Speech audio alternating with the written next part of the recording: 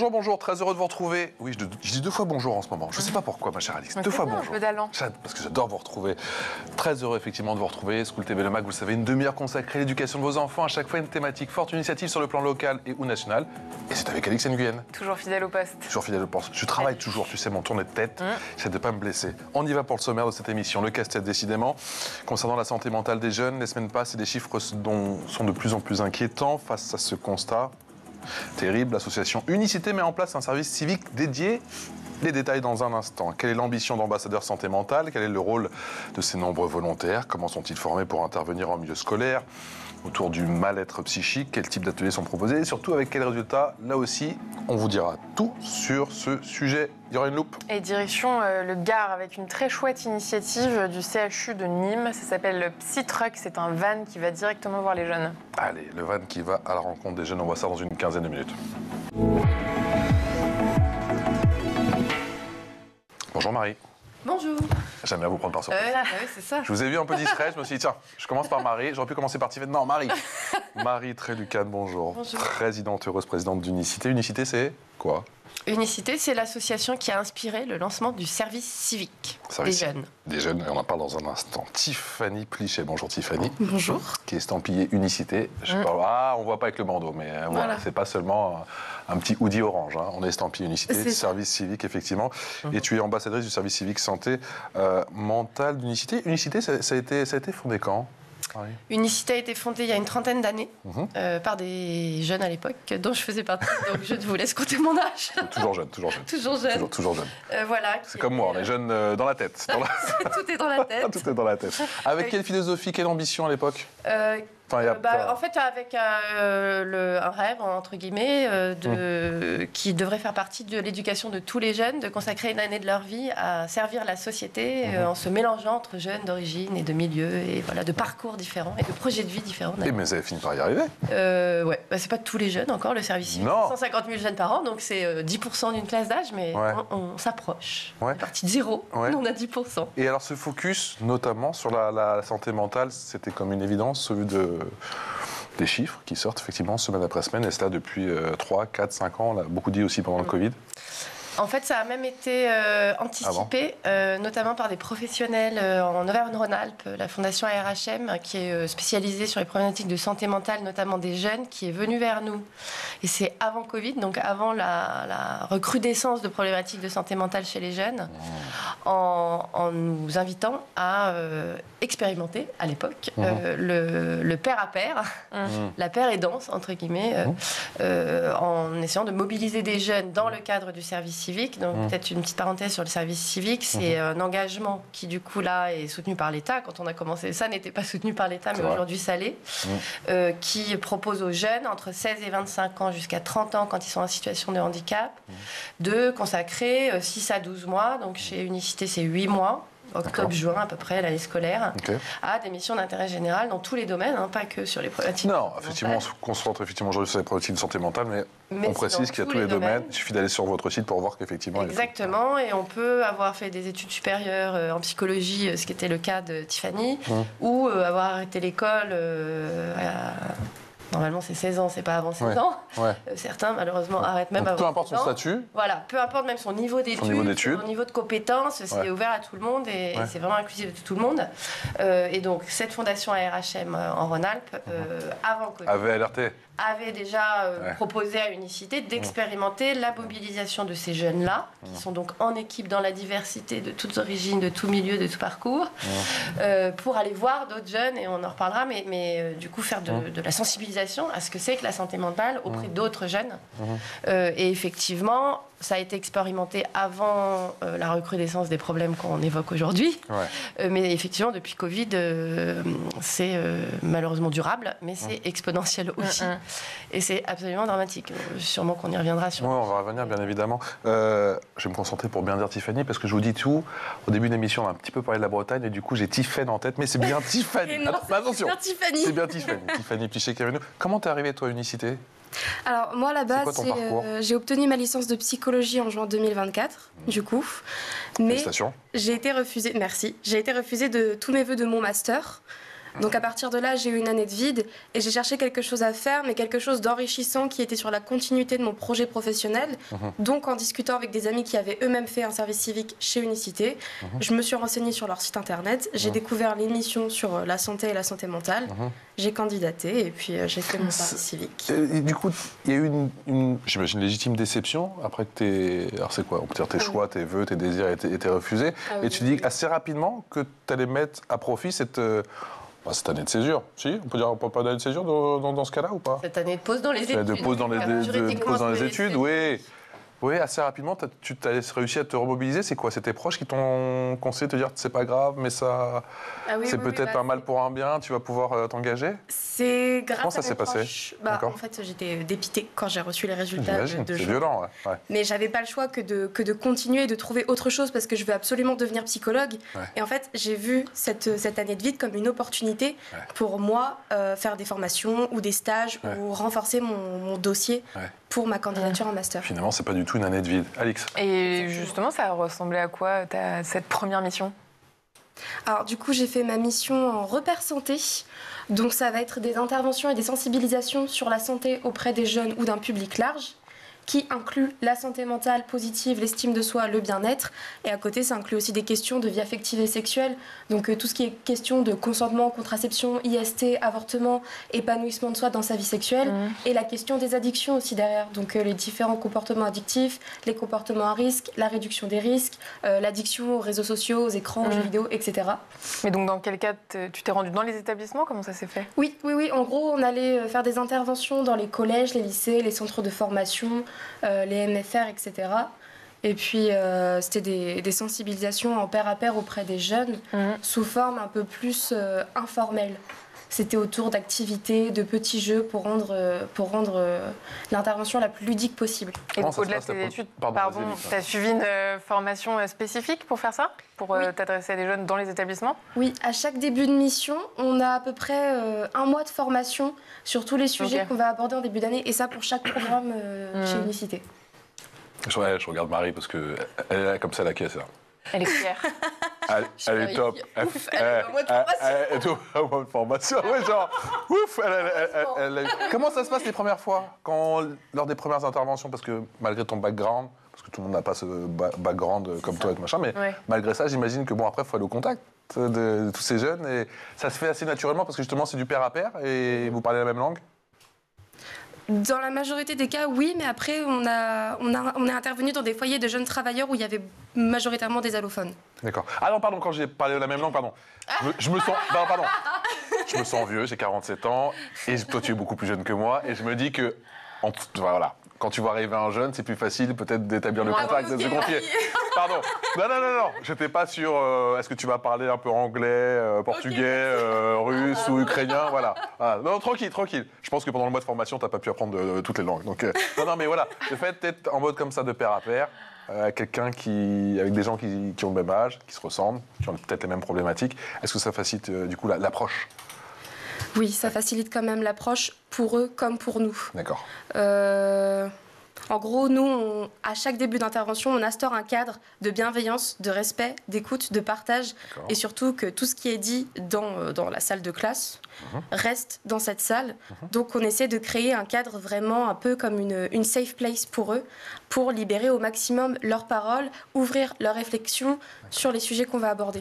Vous prenez absolument tous les bénévoles pour les aiguiller justement en tant qu'ambassadeur ou ambassadrice justement concernant la santé mentale, ou ce sont des jeunes qui viennent et qui vous disent non, je veux absolument faire cette mission-là, c'est ce qui m'intéresse. On essaye, parce qu'Unicité gère à peu près, propose à peu près 8000 places par an, donc il y a plein de missions différentes, ils ne sont pas tous ambassadeurs santé mentale, donc on essaye, donc on a des programmes pour l'environnement, donc des jeunes qui sont mobilisés sur la transition écologique, des jeunes qui sont mobilisés auprès des personnes âgées, on a à peu près 2000 jeunes qui font ça, des jeunes qui sont mobilisés auprès d'aidants, de familles qui ont des enfants en situation de handicap, on a plein de missions différentes. Et effectivement, là, il y a à peu près 450 places cette année pour les ambassadeurs santé mentale ou le programme qu'a fait Tiffany. Pas Tiffany, non. Tiffany. C'est pas Tiffany. Je rigole, c'est Tiffany. Bah, j'arrête avec ça, j'arrête. Il n'est pas que c'est sur toutes la prévention. Il perturbe toute la classe. De manière générale. Elle est sur un programme qu'on appelle effectivement Repère Santé, qui n'est pas que sur les problématiques de santé mentale, qui est sur la prévention santé en pair à pair sur différents sujets, les addictions, la santé sexuelle. Il n'y a pas que les problématiques de santé mentale. On en a qui sont que sur la santé mentale. Et oui, on essaye qu'ils puissent choisir. Maintenant, comme parfois ils mènent 2 missions différentes, ils ne peuvent pas choisir tout. Donc certains viennent, et ce n'était pas leur premier choix, de travailler sur ces sujets-là. Mais généralement, comme ils sont formés au départ, et qu'on part du principe, Tiffany, je l'écoute pour la première fois sur ce sujet. Et c'est marrant parce qu'on voit qu'elle a fait une licence en psychologie. Oui. Elle commence déjà un peu à jargonner. Mais tu me corriges, mais dans son équipe, parce qu'ils ne sont pas seuls, dans chaque équipe, ils sont une vingtaine à peu près, il y en a qui vraiment découvrent complètement le sujet comme les jeunes qu'ils ont en face. Donc du coup, cette facilité... C'est toi, ton instinct et la formation cette diversité de profils qui rend ça riche. Mais il y en a, et effectivement, la force, c'est d'avoir, pour les jeunes en face, c'est d'avoir des gens qui ne sont pas des adultes, donc qui ne les jugent pas, enfin, qui n'ont pas un avis, déjà qui sont de la même génération. Mais nous, on se comprend. On se comprend. Mais bon. Marie, on se comprend. Et qui ne sont pas des professionnels, qui ne sont ni les profs, avec une relation quand même particulière, ni des professionnels, psychologues, où on se dit, oh là là, parce qu'il y a un certain nombre de jeunes, les tabous sur la santé mentale, non, moi j'ai pas de problème, c'est quand même problématique. Enfin, donc d'avoir des jeunes lambda qui ne sont pas tous psychologues, même de formation comme Tiffany, non mais tu me corriges si je dis des bêtises, mais ça aide parce que ça désacralise le sujet en fait. Et ils se rendent compte, non mais en fait c'est rien, en fait si je dors mal, ou si j'ai le cerveau qui tourne en boucle, ou si je ne suis pas sortie de chez moi depuis une semaine, c'est pas forcément super normal. Et peut-être qu'il faut que je fasse quelque chose. Et le fait que ce soit un autre jeune qui a vécu ça, qui leur dise, c'est beaucoup plus impactant, voilà, que si c'est un prof ou encore pire les parents. Ça, c'est encore pire. Les parents. Ceux qui l'ont expérimenté. Et donc Tiffany, une fois que, si ça arrive, que tu repères par exemple des signaux faibles chez un enfant, un jeune, qu'est-ce qui se passe ensuite? Vous les orientez vers des plateformes, des spécialistes? Comment ça se passe? Oui. Du coup, nous, on n'est pas des professionnels de santé. On est vraiment pair à pair pour discuter avec eux et partager un échange. Mais quand on observe des cas un peu plus complexes que d'autres, on peut les rediriger vers des professionnels agréés, type des numéros verts ou des sites où il y a des psychologues disponibles, accessibles à tous gratuitement, s'ils en sentent le besoin, s'ils s'en sentent capables. Et vous êtes amené aussi à contacter les parents parfois, si vous estimez qu'une situation est critique ou... Alors non, ça ne fait pas partie de notre mission, mais par contre derrière on peut aller en discuter avec les professeurs qui sont dans l'établissement. Pour leur demander d'être un peu attentifs au cas d'un élève. Essayer d'en discuter avec l'élève et derrière essayer d'en discuter avec les parents. Est-ce que c'est plutôt toi qui abordes les sujets sensibles ou ça peut être aussi les jeunes? Ça dépend. Majoritairement, ça va être les jeunes qui vont soit en parler pendant l'intervention, soit venir nous voir en fin d'intervention pour en discuter avec nous. On a eu des cas comme ça, notamment sur une sensibilisation au harcèlement. Une jeune fille de 3e qui est venue nous voir à la fin de l'intervention pour nous expliquer qu'elle se faisait elle-même harceler dans sa classe et que ses camarades, ses professeurs et ses amis proches étaient au courant de la situation, mais que personne ne faisait rien. Donc à partir de là, on a essayé de la rediriger au maximum vers des numéros verts avec qui elle aurait pu discuter, des professionnels. Et puis on a essayé de... Enfin déjà, on l'a écoutée. On a utilisé son sentiment. Et on a essayé de la convaincre, d'essayer d'en parler à ses parents, même si c'est loin d'être facile. Il y a des ateliers, toi avec le recul, Marie, tu as le sentiment, alors concernant notamment la santé mentale, qu'il y a des ateliers qui marchent plus que d'autres. Et justement, est-ce que c'est pendant la formation qu'on met en place ces ateliers? Ça fait partie de la formation, ces ateliers, ou ils sont un peu libres, une fois sur le terrain, si je puis dire, de proposer tel ou tel atelier? Les deux. Les deux. C'est-à-dire qu'il y a déjà, il y a 2 volets de formation, mais c'est valable sur tous nos programmes. Même s'ils abordent l'environnement, ou certains vont faire des projections de ciné-débat dans les lycées, ils sont tous formés, parce qu'on ne peut pas débarquer comme ça dans un établissement. C'est là où avoir 8 mois devant soi, c'est quand même utile. On peut y consacrer 1 sur la formation. Et là, il y a 2 volets. Le volet vraiment pointu, qui est fait par des structures spécialisées, des psychologues, des psychiatres. Alors, Tiffany, elle avait déjà un background, mais les autres ne l'ont pas forcément. Bien sûr. Et il y a le volet, alors nous on appelle aller vers, mais comment je rentre en contact avec des jeunes, comment j'organise une animation, voilà. Donc quand même, on les outille aussi un peu sur des idées d'animation qui peuvent monter, mais il y a quand même vraiment beaucoup de créativité. C'est-à-dire que c'est en fonction de l'équipe et de qui ils sont, de ce qu'ils ont envie de faire. Certains inventent des jeux, d'autres inventent des mises en situation, des espèces de jeux de rôle, des vrais jeux, des jeux de loi. Enfin, ils sont hyper imaginatifs. Et souvent, ça marche. Enfin, donc, je ne sais pas ce que Tiffany a fait dans son équipe, mais clairement, ils créent leurs animations aussi en fonction de qui ils sont et de ce qu'ils ont vécu. C'est ça qui est aussi intéressant. T'as une préférence, toi, justement, Tiffany? Ah ça y est. C'est pas grave, c'est la Bretagne qui ressort. Ouais, c'est la Bretagne qui ressort. Je vais devoir mettre une petite tirelire et mettre à chaque fois 50 centimes, 20 centimes d'euros. Sur que je dis Tiffany. Tiffany, toi, tu as des préférences justement sur les ateliers. Tu commences avec un peu de recul à repérer ce qui marche bien, ce que tu préfères faire aussi avec ta team.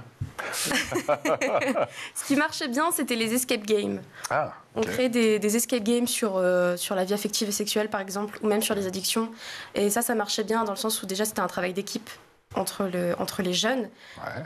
Et disons que ça vendait un peu plus la chose, dans le sens où c'est pas nous qui allons en discuter avec eux, c'est eux qui allaient découvrir avec les énigmes, avec les étapes, avec les petits défis, le sujet abordé. D'accord. Des escape games. Alix? Est-ce qu'il y a des questions qui reviennent souvent? C'est quoi le top 3 des questions qui reviennent souvent chez ces jeunes? Leurs préoccupations? Ça va être des questions sur la santé mentale. On arrive en début d'intervention et on voit énormément d'a priori sur la santé mentale, comme quoi santé mentale égale trouble psychique égale psychologue égale fou. Ouais. Donc ça va beaucoup être des questionnements sur pourquoi vous nous parlez de santé mentale alors qu'on n'est pas malade? Oui. Moi je vais très bien, je suis pas dépressive, je suis pas schizophrène ou quoi. Donc ça va vraiment être des questions de comment notre santé mentale elle joue dans notre quotidien alors qu'on ne va pas avoir un psychologue derrière. C'était aussi beaucoup de questions sur l'orientation sexuelle et l'identité de genre aussi. D'accord. Des jeunes qui s'y identifiaient dans leur classe. Et comment on fait pour vivre avec ça? Comment on fait pour en parler aux autres? Et ça, ils arrivent à en parler ouvertement devant la classe? Oui. Parce que donc il y a quand même une évolution sur ces sujets. Il y a une évolution légère, mais il y a une évolution. Dans le sens où ils voient qu'on est des jeunes et qu'on est là pour discuter avec eux et pas pas les juger, les réprimander. Est-ce que le professeur n'est pas dans la classe à ce moment-là, pendant ces moments de sensibilisation? Alors, il peut rester dans la classe s'il le souhaite, mais généralement, il nous laisse carte blanche et ils sortent de la pièce pour vraiment... Pour souffler. Ils vont souffler. Allez. Ils n'interviennent pas que... Enfin, Tiffany, je ne sais pas, mais que dans les établissements scolaires. Parfois, ils interviennent dans des associations, dans des foyers de jeunes travailleurs, dans des maisons de quartier, dans des... Donc après, il peut y avoir d'autres professionnels adultes dans ces lieux-là, évidemment, aussi. Mais c'est vrai que l'intérêt quand vous dites ça se libère parce que c'est des jeunes volontaires, non professionnels, qui sont là pour aider et qui n'ont pas d'enjeu ni professionnel, ni personnel, ni rien. Et qui, parfois, pas tous, partagent aussi leurs propres expériences et ça débloque la parole, en fait. Ils le font pas tous, hein, mais donc on a des gens. Ah oui, vous êtes amenés à parler vous-même de vos propres éventuels troubles. En carte blanche. C'est ça, ils sont quand même là d'octobre à juin, donc il y a tout aussi le service civique, c'est hyper riche aussi pour ça. C'est transformateur, peut-être vous y reviendrez, mais pour les jeunes eux-mêmes, pour Tiffany, j'espère en tout cas que ça l'a aidé. Voilà, c'est transformateur et pour certains, c'est aussi une manière de sortir de ses propres problèmes. Je parle pas de Tiffany hein, en général. On a beaucoup de jeunes qui viennent. Pas seulement parce qu'ils n'ont pas eu leur vœu en master, mais parce qu'ils se rendent compte qu'en fait, ils ne vont pas bien. Certains jeunes qu'on a eu en entretien n'étaient pas sortis de chez eux pendant... Je ne vous parle pas de pendant Covid, je vous parle après Covid. Enfermés chez eux. Et en fait, l'isolement social des jeunes, c'est dramatique. Dans ce cas, c'est quoi? C'est une quête de sens chez eux? C'est peut-être un coup de réveil, justement. Il faut que je fasse quelque chose parce que je me rends compte que je suis en train de sombrer, quoi. Donc il y a ça. et de pouvoir rentrer dans un collectif, d'être utile à la société pendant des autres. Mois, quelle que soit la mission, avoir une petite indemnité, donc voilà, être fier de pouvoir gagner un peu de sous aussi, parce qu'en service public, ils gagnent une indemnité qui est en partie prise en charge par l'État, en partie par la structure, donc Unicité là en l'occurrence. Mais donc il y a ça, et puis c'est surtout ils rentrent en tout cas dans Unicité, dans un collectif, et ça les sort pour ceux qui ont eux-mêmes des problèmes de santé mentale sans forcément s'en rendre compte. D'isolement social, de début de dépression. Certains ont eux-mêmes subi du harcèlement scolaire et sont arrêtés l'école. Enfin, il y a tout ça aussi dans les jeunes qui viennent chez nous pour devenir volontaires et aller parler à d'autres. Donc il y a tout il y a un double impact, je sais pas comment dire, sur les jeunes eux-mêmes qui s'engagent et eux auprès d'autres jeunes. Ils ont touché 50 000 jeunes l'année dernière, je crois, les 450 jeunes santé mentale. En sensibilisation après, mais ça prévient des choses plus graves, quoi. Quand un jeune se rend compte qu'en fait il a un petit problème de début de dépression, ou qu'il est très isolé et que s'il continue il va tomber en dépression et qu'il va voir un professionnel ou un CMP, c'est le début de la solution, parce que nos volontaires ont quand même permis ça, c'est-à-dire que ont permis à des jeunes de se rendre compte que il n'y a pas besoin d'être schizophrène pour avoir un problème de santé mentale. C'est déstigmatiser le sujet des troubles en fait. Et se rendre compte qu'en fait ils ont des gens qui peuvent les aider au-delà de leurs parents et leurs parents aussi bien sûr. Marie et Tiffany, vous restez avec nous bien évidemment. C'est l'heure de la loupe, c'est avec Alix. Alix, tu nous parles aujourd'hui de Psytruck, un coup de pouce mobile pour la santé mentale des jeunes. Psytruck. Initiative qui se déplace là où les jeunes vivent et étudient. Ce dispositif mobile a été lancé en 2023 par le CHU de Nîmes. Il va à la rencontre des 15-30 ans dans les rues, sur les campus et dans les quartiers du Gard. On ne le sait que trop, on vient de l'évoquer, on l'a déjà évoqué dans cette émission. Beaucoup de jeunes hésitent à demander de l'aide, souvent par peur du jugement ou par manque d'informations justement. Et bien l'objectif, c'est de lever ces barrières qui empêchent l'accès aux soins en santé mentale.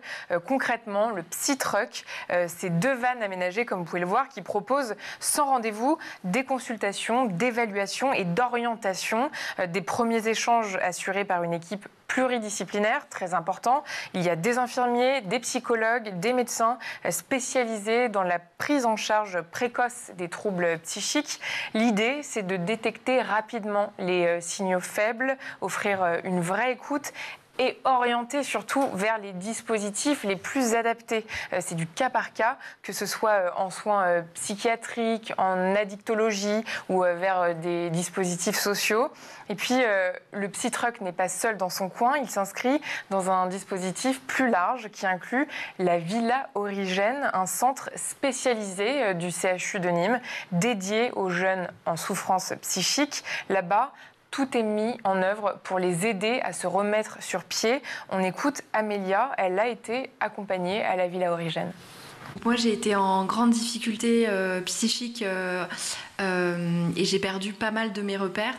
Et j'ai eu la chance d'être accompagnée par la Villa Origène. Et ce qui est chouette dans cet accompagnement, c'est le suivi pluridisciplinaire et personnalisé qui m'a permis de remobiliser mes ressources propres et retrouver une confiance en moi, au-delà d'un simple suivi médical classique. Grâce à cet accompagnement, j'ai retrouvé le chemin du rétablissement assez rapidement et mon projet professionnel, c'est de devenir médiatrice en santé pair pour aider et donner de l'espoir aux personnes qui ont des troubles psychiques. Marie, la proximité et la dimension pluridisciplinaire aussi, on le voit. Vous pensez que c'est la clé pour faire bouger les choses? Et Tiffany aussi, toi qui es sur le terrain. C'est la clé, en ajoutant la clé, à notre avis, du pair à pair. Ce qui est complémentaire de ce que fait typiquement, des jeunes vont parler à d'autres jeunes. C'est ça que j'appelle le pair à pair. C'est oui, bien sûr. Parler à d'autres jeunes. Et oriente vers le Psytruck. Ça, c'est ça la solution pour moi. Il y a beaucoup Après, de le jeunes Psytruck qui fait un peu le travail du pair à pair. C'est-à-dire que... Oui, ce sont des psychologues, il faut déjà... Enfin, comment on peut dire ça? Si on considère qu'on n'a pas de problème, que tout va bien, qu'on ne sait pas... Il n'y a pas de raison qu'on s'oriente vers le Psytruck. Si on a peur des psychologues parce qu'on considère que, oh là là, moi je suis pas malade, ou c'est la honte. C'est la honte de rentrer dans ce... Voilà, donc il faut lever ces premiers freins-là, qui sont la méconnaissance et qui sont la peur d'aller vers le professionnel. Ça, c'est ce que peuvent apporter des jeunes dans le cadre du service civique formés aux problématiques de santé mentale. Ce que peut apporter le pair à pair sur ces sujets. C'est vraiment, je ne peux pas dire plus clairement. Donc oui, c'est fondamental, mais ça manque l'étape d'avant. C'est complémentaire en fait. Et je pense vraiment que l'étape pair à pair avant pour désacraliser, il faut que j'arrête de taper, ça va faire du mal. Casse tout, Marie. Casse tout, voilà. Tape tout, bam. Et je vous dis que c'est le pair à pair. Ça suffit. Le service civique, la solution.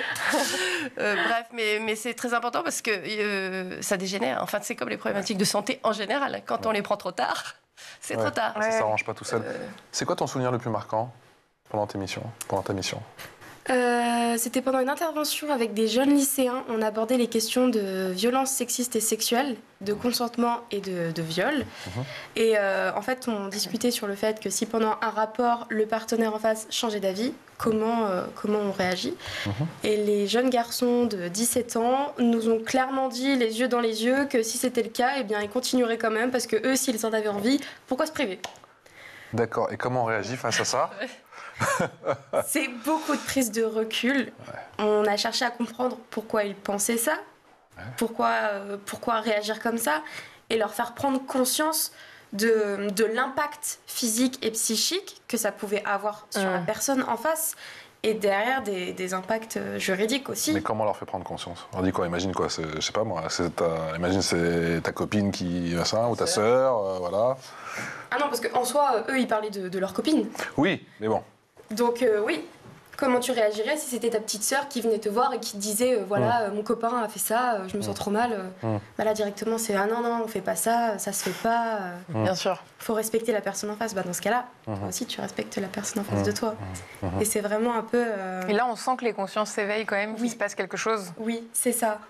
C'est très tabou en fait pour les jeunes, donc ils ne se rendent pas forcément compte directement de l'impact.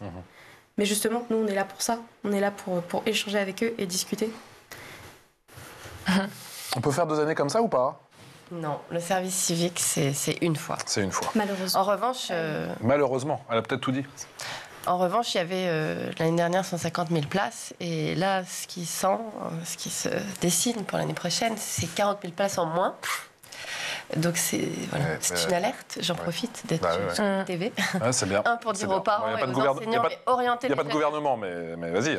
Orienter les jeunes vers le service civique, parce que franchement, vos jeunes, quels qu'ils soient, qu'ils aient fait ou pas des études sur ce sujet ou sur d'autres sujets, vraiment c'est salvateur, ça génère un sentiment d'utilité hyper important et ça les soigne, entre guillemets, sur plein de niveaux. Et ça les aidera à s'insérer, à trouver leur voie, voilà. Et deuxièmement, un appel évidemment à nos politiques, mais bon, je ne sais pas s'ils regardent School TV, mais supprimer 40 000 postes l'année de la grande cause santé mentale des jeunes, ça me paraît vraiment pas une géniale idée. C'est un drôle de signal. Effectivement. En tout cas, je retiens que finalement, tu as eu tous ces refus, mais finalement, c'était pas mal. Tu as pu faire effectivement cette année assez extraordinaire. J'ai dit que j'allais faire un service civique, ils m'ont dit mais c'est n'importe quoi, tu vas perdre une année, alors qu'au final j'en ai gagné beaucoup plus en service civique. Tu as peut-être gagné même 4 ou 5 ans, effectivement. Merci infiniment à toutes les deux d'être venues nous voir aujourd'hui. Merci beaucoup à Tiffany Plich, ambassadrice du service civique santé mentale d'Unicité, et Marie Trélu-Cannes, présidente d'Unicité. Merci à toutes les deux. Merci. Ma chère Alix, je te retrouve demain. À demain. Passez une excellente journée en notre compagnie. Ciao.